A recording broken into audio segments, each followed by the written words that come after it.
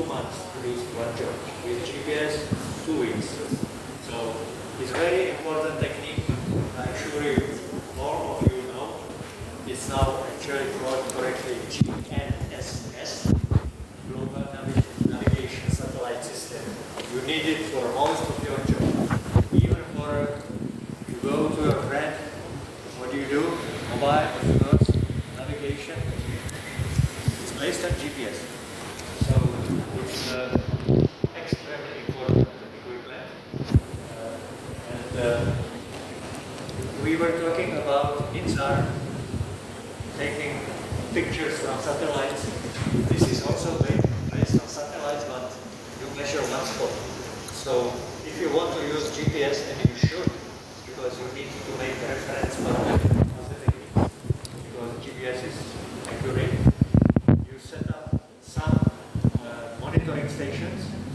So for example, we will see actually some picture. So you set up 10 stations in your area, and they permanently record the change of coordinate. It's jumping like this because of accuracy. It may show you some trend that the subsidence is starting like this.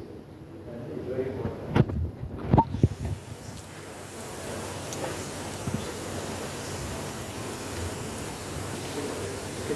Okay, we are not talking about everything, but there is more equipment to use. I mentioned leveling. It looks like a stupid, old, traditional technique, painful, a lot of work. But precise leveling is the best technique to get millimeters in your coordinates. Because GPS, you have to stay on time and still not lose 3 centimeters accuracy. And especially with precise leveling, you can get 1 millimeter accuracy.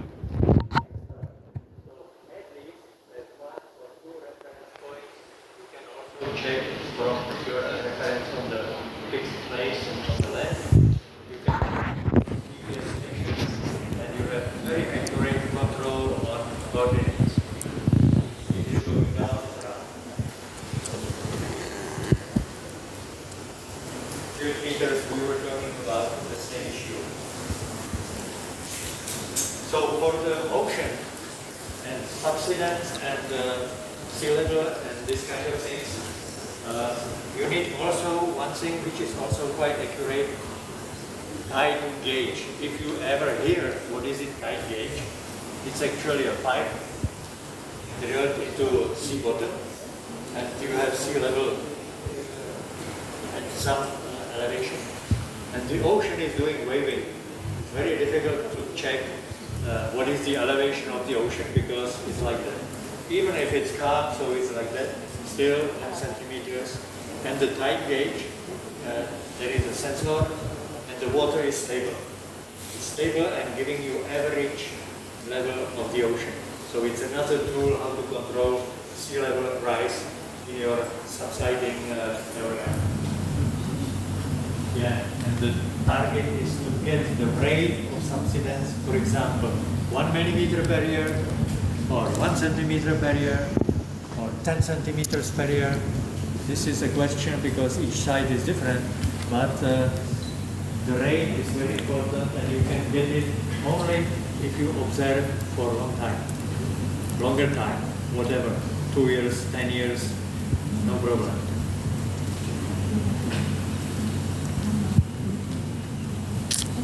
This is also from INSAR.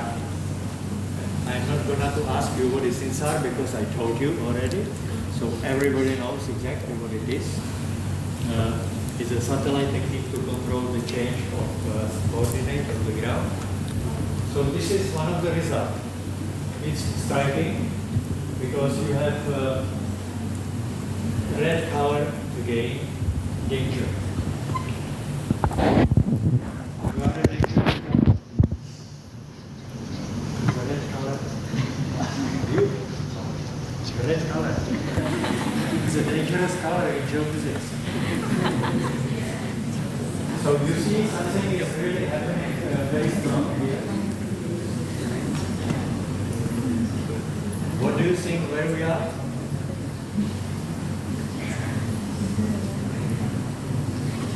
Which country? Which continent? Antarctic or Australia? What do you think where we are?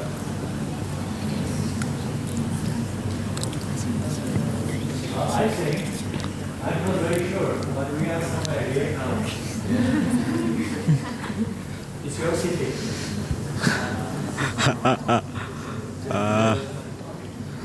From some publication I got this picture which shows that you have some control. This is GNSS stations which are observing in the network how is the stability of the coastal region. Because I don't know how big is the city, how many people living in Samara.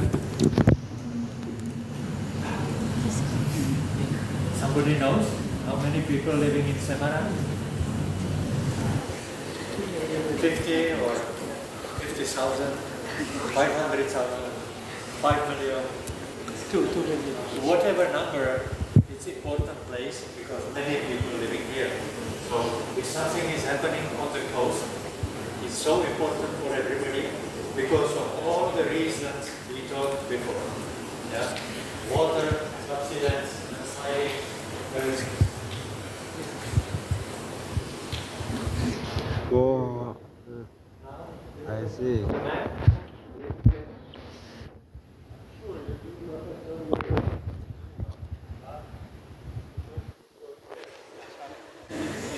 So you see, the rate of displacement is very different. Actually, the yellow color is close to zero. The green is relative, little bit of uplift, but it's relative. And the red, dangerous again. Salt water.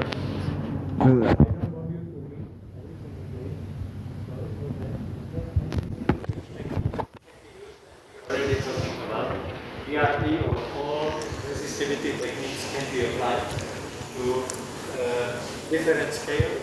If you search for 100 by 100 kilometers, you cannot use ERT. So you will use probably some airborne electromagnetic survey. But the most important probably for local things is ERT. I know nobody is doing ERT here. If you say truth, but I'm not sure because I heard people doing resistivity here. So these are the important techniques to use.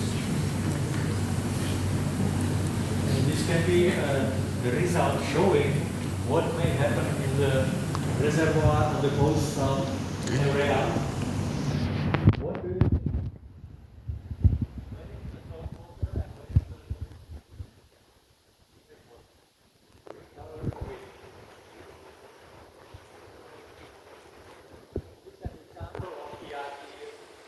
Profiling. So you have the profile, ERT, resistivity tomography, and you should see resistivity result. So what do you think what the colors mean? I have to go here because I'm talking to that already. So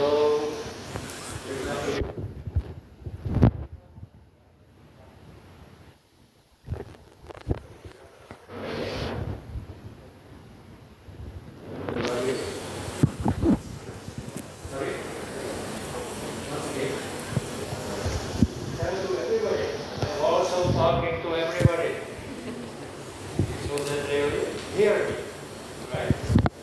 Okay. You have to talk like me. Anyone wants to say something? What do you think? No problem. But as we were talking about what color in geophysics is dangerous, red one. You see any red or can you see any red? Yes. Okay. So that's probably which water? Fresh or salt? Salt. Salt. So this is showing how the salt water penetrating into the reservoir, which is normally maybe even not reservoir, but just to sandy formation on the coast, which is normally dry or filled by fresh water. Both of these things means high resistivity, but the red color shows the past of the salty water. So that's the application of resistivity survey. Another one from another place. They tried to monitor, as you see, 2009 and 25. Is there any difference in the picture? Yes, there is. Also, the color is different. Why? Because the blue now means what?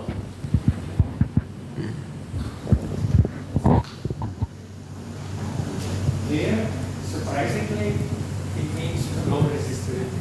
Vietnam, different conditions, different color.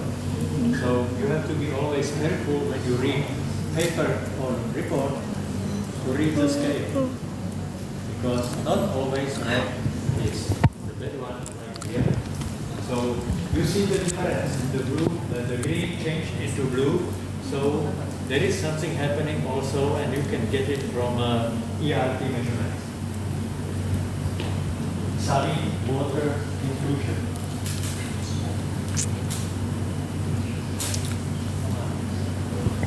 No survey from this place, but to me, this kind of places also in Hazard.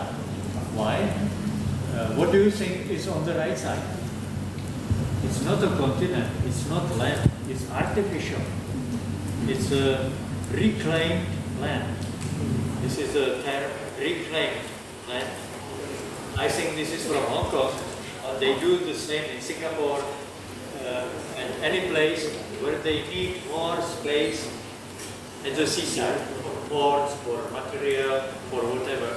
So they make an artificial land. But what can happen? There is a calm sea on this side, but on the other side you have a normal coast. So if you have a strong ocean bringing waves, the waves can do something on surface, but also they can be a stream at the bottom of the sea, and it can be removing the sand. And then you build something here, and after 3 years, it collapses because the water will take the ground away. So, I don't know if you do this in Jakarta or somewhere. Again and again. Nice picture, finally something. What do you think is that?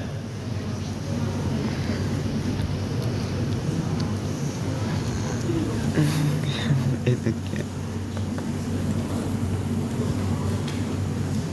Excuse me. What do you think is on the figure? You speak English? Please. What is that? You can find it in the figure, what it means. Okay, maybe you maybe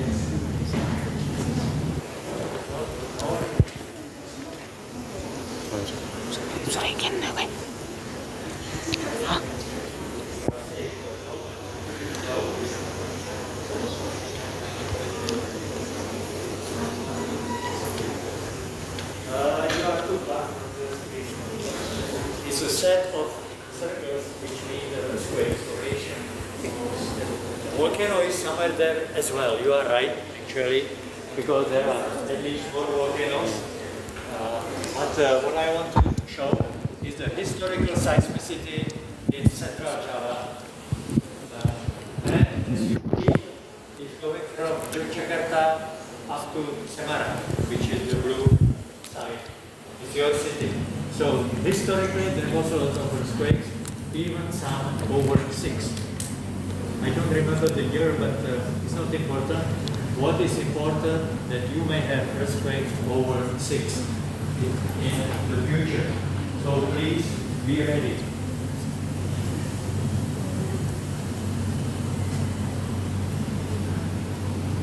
Another part of Indonesia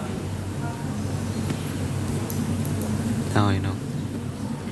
Did you hear sometimes bird's head in relation to part of the country?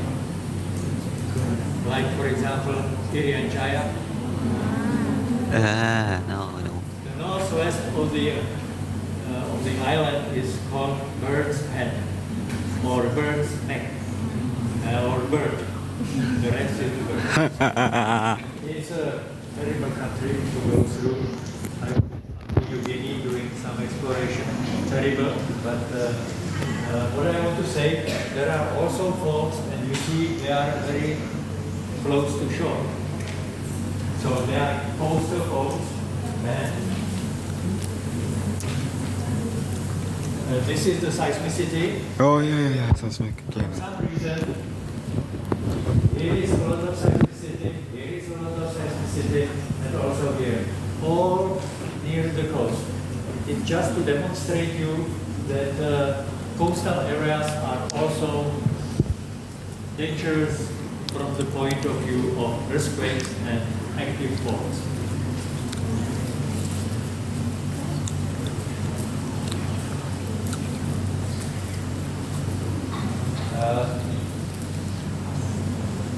I'm a little bit moving to different topic, which is monitoring volcanoes, but because I do it in Greece on these two islands, which maybe does any one of you know the name Santorini? Santorini. Nobody? I hear. Never heard? I heard again.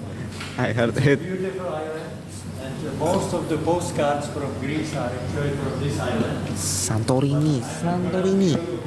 I heard something that. No. It's also subduction zone because why? Because the African plate is subducting under Euro-Asian plate. So it's similar like here, Indian plate under Asian plate or Sunda if you want the local.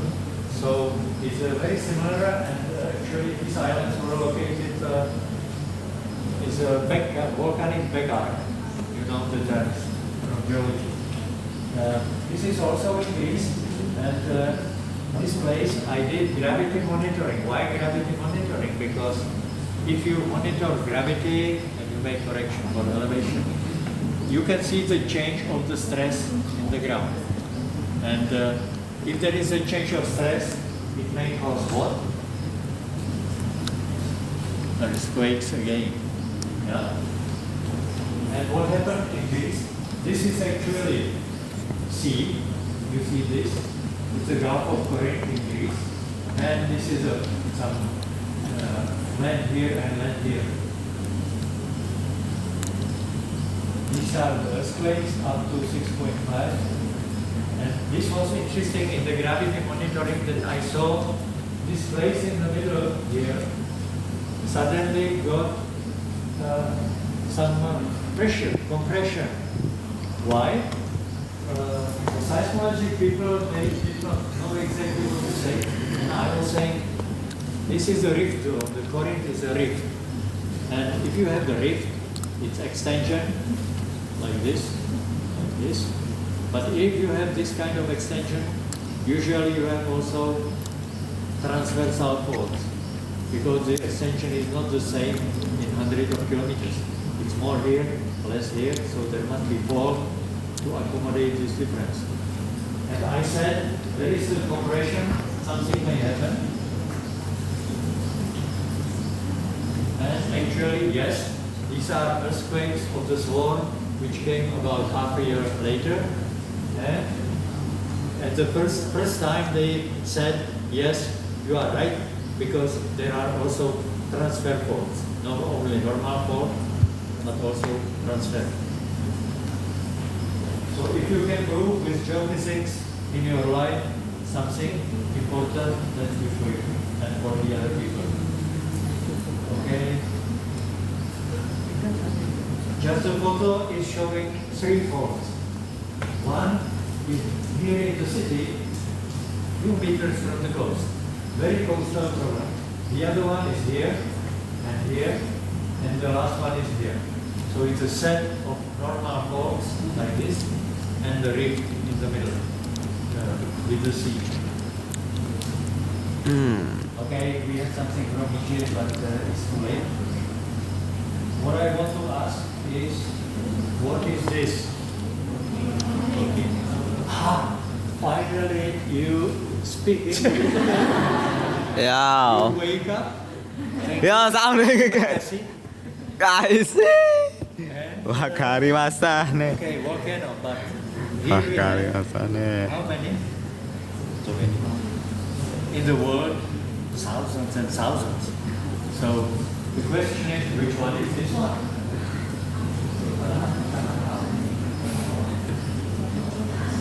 Air.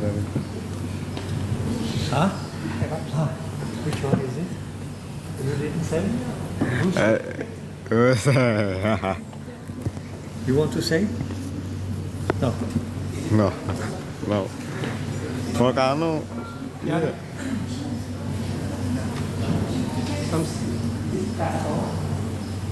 You will see. No. It's actually a painting, but I like it. It's black and white painting like this. It's great. Volcano is too great, but too dangerous. This is on the other side. This is from Santorini. You see, Agreed. also very difficult topography. Very steep cliffs, which easily during an earthquake can fall on the coast or water. Okay, I'm not talking about this. This is important. So it's a hazard which exists in Indonesia in many places, and this one was difficult because quite many people died during the eruption, and it may happen almost anywhere in Indonesia. So the monitoring volcanoes to me in Indonesia is one of the important things. This is Yeah, no. Yogyakarta is very sitting in a very big hazard from two sides. Merapi in the north and Opak Fort in the south.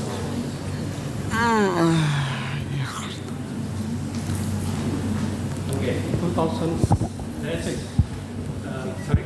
2006 or 2000? 5,000 people died during this, maybe six, during this big earthquake on the 27th May of 2006. I know because it's almost 27th May today. It's important day for me also, actually. Because if you don't have 27th May, I'm not. Okay. Whatever you interpret this. So now, I think we have 5 minutes for makan. Questions. What do you prefer? So, if you have any question for discussion,